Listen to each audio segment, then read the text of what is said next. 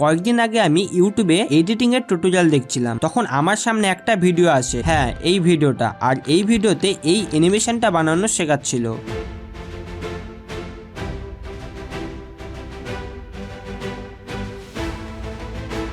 সবই ঠিক ছিল, তবে অ্যানিমেশনটা আফটার ইফেক্টে বানানো। আর প্রবলেমটা হচ্ছে এখানেই, কারণ সবার কাছে তো আর পিসি নেই। তাহলে কি আমরা বানাবো না অ্যানিমেশনটা? অবশ্যই বানাবো, আর মোবাইলেই বানাবো, তাও আবার অ্যালাইট মোশনে। তো অ্যালাইট মোশন ওপেন করে একটা প্রজেক্ট বানিয়ে নিয়েছি। এবার এলিমেন্টগুলো অ্যাড করে নেব। তার জন্য যাব নিচের এই প্লাস আইকনে এবং এইখানে ক্লিক করে গ্যালারিতে চলে আসব। তো এখান থেকে যা যা প্রয়োজন সেগুলো সব একসাথে অ্যাড করে নেব। তো অ্যাড করার পর এখানে যতগুলো এঞ্জেলের পিএনজি আছে সেগুলোকে আগে হাইড করব। তো লেফট সাইডে চোখের মতো যে আইকনগুলো দেখতে পাচ্ছ সেইখানে ক্লিক করলে লেয়ারগুলো হাইড হয়ে যাবে। এখন ব্যাকগ্রাউন্ড ইমেজটাকে সিলেক্ট করব এবং মুভ অ্যান্ড ট্রান্সফর্মে যাব। এখানে জেট এক্সিসে একবার ক্লিক করব এবং এটা প্রায় 7000-এর মতো করে দেব। আর যারা জানো না যে জেট এক্সিস কি হয় আর কি কাজ করে, তাহলে তোমরা আমার আগের ভিডিওটা দেখতে পারো, যেখানে আমি ফুল ডিটেলস সহ 3D এডিটিং সম্পর্কে বলেছি। তো এখন জেট এক্সিসটা বাড়ানোর পর ব্যাকগ্রাউন্ডটা অনেক ছোট হয়ে গেছে। তো এইটা ড্র্যাগ করে বড় করে নেব কিছুটা এইভাবে। ওকে, এবার প্রথম এঞ্জেলটাকে আনহাইড করব এবং মুভ অ্যান্ড ট্রান্সফর্মে গিয়ে এটাকে কিছুটা এইভাবে অ্যাডজাস্ট করে নেব। এবার পরের লেয়ারটা আনহাইড করব এবং মুভ অ্যান্ড ট্রান্সফর্মে যাব, আর আগেরটার মতোই এটাও অ্যাডজাস্ট করে নেব। তো তোমরা যখন এগুলো অ্যাডজাস্ট করবে তখন খেয়াল রাখবে যে সবগুলো লেয়ারের জেড এক্সিস যেন সেম না হয়। তো এবার এক এক করে সব লেয়ারগুলো অ্যাডজাস্ট করে নেব।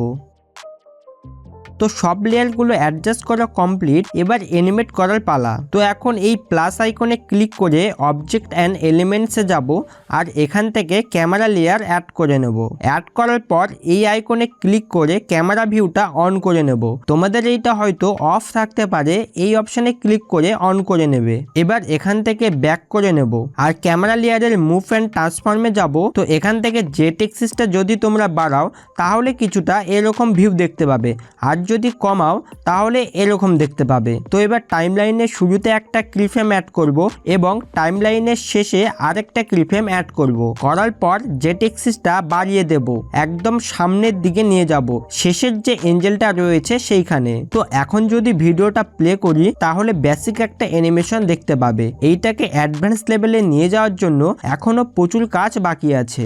এবার টাইমলাইনটা 15 ফ্রেমে নিয়ে যাব আর একটা ক্লিপফ্রেম অ্যাড করব। আবার তার সাথে রোটেট অপশানে যাব আর এখানেও একটা ক্লিপফ্রেম অ্যাড করব। এবার টাইমলাইনটা ধীরে ধীরে স্লাইড করব আর লক্ষ্য করব যে ক্যামেরা ভিউটা কোন জায়গায় সেকেন্ড এঞ্জেলটাকে দেখাচ্ছে। সেই জায়গায় টাইমলাইনটা স্টপ করে রাখবো আর এক্স এবং ওয়াই অ্যাক্সিসের সাহায্যে ক্যামেরা ভিউটা সেকেন্ড এঞ্জেলের দিকে অ্যাডজাস্ট করব কিছুটা এইভাবে। এবার ভিডিওটা প্লে করলে বেশি কিছু পার্থক্য তোমরা দেখতে পারবে না। তবে এবার রোটেটে যাব আর রোটেশনটা 10 করে দেব।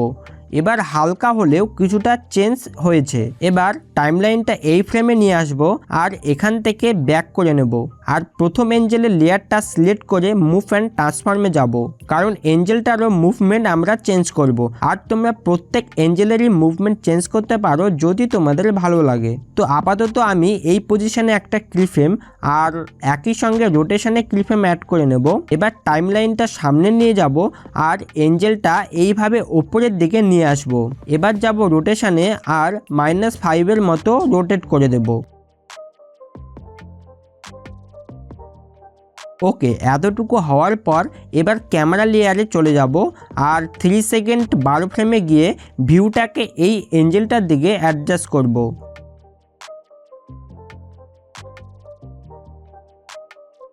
কিছুটা এইভাবে। এবার যাব রোটেশনে আর এইটা ফার্স্ট এঞ্জেলটার উল্টো দিকে রোটেট করে দেব। তো আশা করি ক্লিপফ্রেম এর ভিউ অ্যাডজাস্ট করার প্রসেসটা বুঝতে পেরেছো। আপাতত তাহলে এইটুকু জায়গা ফাস্ট করে দেই।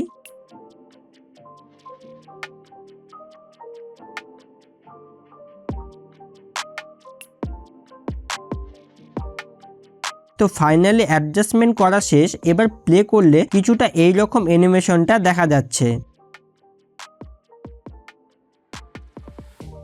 তো এটাকে আরও রিয়েলিস্টিক করার জন্য এঞ্জেলগুলোর মাঝে মাঝে কিছু ক্লাউডের পিএনজি অ্যাড করব।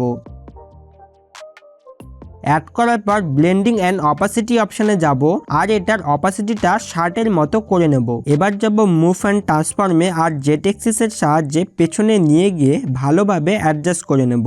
তো এটা হালকা ছোটও করে নেব যাতে করে ক্লাউডটা রিয়াল লাগে।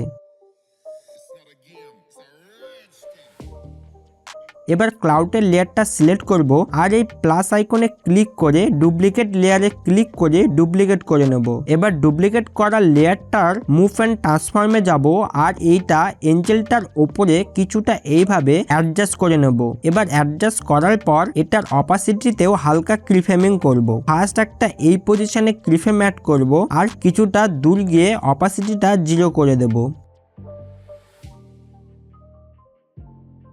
একটু ফাস্ট মনে হচ্ছে, তো লাস্টে যে ক্লিপফ্রেমটা আছে সেটা একটু ড্র্যাগ করে পেছনের দিকে নিয়ে যাব। এবার আবার মনে হচ্ছে স্লো, এবার হালকা পেছনে নিয়ে আসি। এবার পারফেক্ট। তো এইভাবে বাকিগুলোতেও করে নেব, মানে যেখানে যেখানে প্রয়োজন সেখানে সেখানে অ্যাড করে নেব।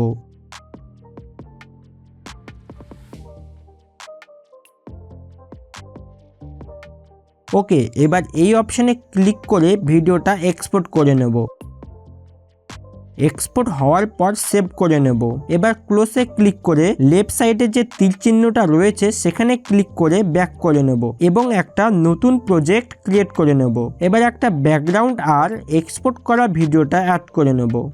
আচ্ছা, হালকা একটা ভুল হয়ে গেছে। ভুলটা হলো যেই অ্যানিমেশনটা এতক্ষণ বানালাম সেইটার প্রথম ফ্রেমটা ফ্রিজ অবস্থায় বা জেপিজি ফরম্যাট অবস্থায় লাগবে, আর সেইটা করতেই ভুলে গেছি। তো চলো আবার আগের প্রজেক্টটায় আসার পর সবার আগে টাইমলাইনটা সেই পজিশনে নিয়ে যাব যে পজিশনে ফ্রেমটা আমরা ফ্রিজ করতে চাই। তো আমি একদম প্রথমে ফ্রেমটাই ফ্রিজ করতে চাই, তাই টাইমলাইনটাকে এখানে রেখে যাবই এক্সপোর্ট অপশানে, আর এখানে যেখানে লেখা আছে কারেন্ট ফ্রেম অ্যাজ পিএনজি এই অপশানে ক্লিক করব। করার পর এক্সপোর্ট করে দেব, তাহলে ফ্রেমটা পিএনজি ফরম্যাটে এক্সপোর্ট হয়ে যাবে। ওকে, চলো এবার সেই নতুন প্রজেক্টটায়।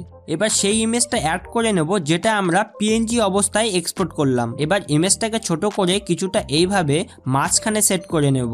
বাস এতটুকু হওয়ার পর ব্যাকগ্রাউন্ড ইমেজে সাইডে যে ফটো ফ্রেম দেখতে পাচ্ছ সেগুলোতে হোয়াইট আর ব্ল্যাক বর্ডার দেওয়া আছে, তো সেরকমই এটাতেও ক্রিয়েট করব। তো তার জন্য ইমেজটাকে এই অপশানে গিয়ে ডুপ্লিকেট করে নেব। নেওয়ার পর নিচের ইমেজটাকে সিলেক্ট করব আর কালার অ্যান্ড ফিলে গিয়ে হোয়াইট কালার করে দেব এবং এইটা কিছুটা বড় করে বর্ডারের মতো করে নেব,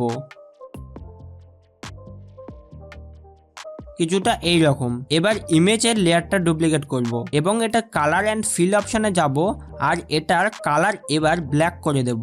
দেওয়ার পর এই লেয়ারটাকে হোয়াইট লেয়ারটা নিচে নিয়ে আসবো আর এটাও সেম ভাবে বর্ডারের মতো করে নেব।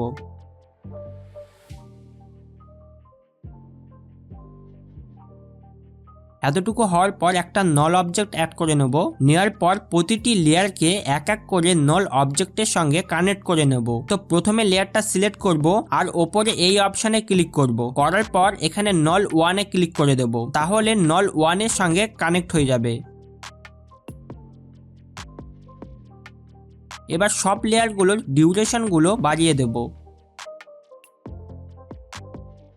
ওকে, এবার নল অবজেক্টটা সিলেক্ট করব আর মুভ অ্যান্ড ট্রান্সফর্মে যাব। তো এখান থেকে 3 নাম্বার অপশানে যাব আর প্রথমে একটা কিফ্রেম আর কিছু দূর মানে 2 সেকেন্ডে গিয়ে আরো একটা কিফ্রেম অ্যাড করব। অ্যাড করার পর কিছুটা এইভাবে জুম করে নেব আর তার সাথে পজিশনটাও অ্যাডজাস্ট করে নেব। ওকে, এতটুকু হওয়ার পর ভিডিও লেয়ারটা ড্র্যাগ করে লাস্ট কিফ্রেম যেখানে আছে সেখানে নিয়ে আসবো আর এই 3 ডটে ক্লিক করে ফিট কম্পোজিশন এরিয়াতে ক্লিক করে দেব, তাহলে এটা ফিট হয়ে যাবে কম্পোজিশনের সঙ্গে। ফাইনালি ভিডিও এডিট করা শেষ, লাস্ট খালি কিফ্রেমিংটা স্মুথ করার জন্য গ্রাব ইউজ করে নেব।